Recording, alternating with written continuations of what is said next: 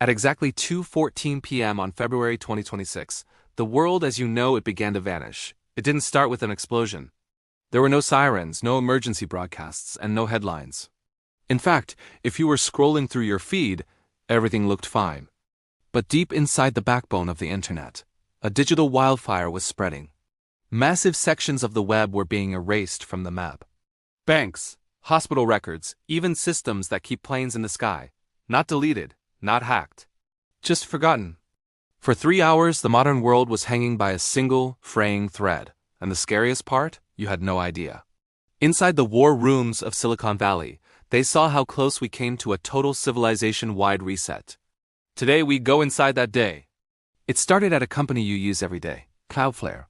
They are the bodyguards of the internet, keeping millions of websites fast and safe. But on this day, the bodyguard didn't just step aside, it accidentally locked the front door and threw away the key. Global status lights were still glowing green. Engineers saw 100% uptime on their monitors. But for users?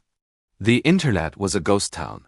This is a grave failure. The system thinks it's healthy, so it doesn't trigger alarms. It's like a heart beating without a brain. To understand this, you need to know about BGP, the Border Gateway Protocol. Think of BGP as the GPS of the internet. When you type a URL, BGP tells your data which roads to take. But BGP is built on trust, designed decades ago. A single engineer pushed a routine update and misstepped one line of configuration. Suddenly, the GPS told the world the fastest way was a dead end. Within seconds, 20% of the entire global web was redirected into a digital black hole. Inside major data hubs, it was chaos. Engineers couldn't even log in to fix the error. They were locked out of their own building while it was figuratively burning down. $2.4 billion in transactions vanished. Emergency services reported delays. We were losing the infrastructure that keeps modern life moving.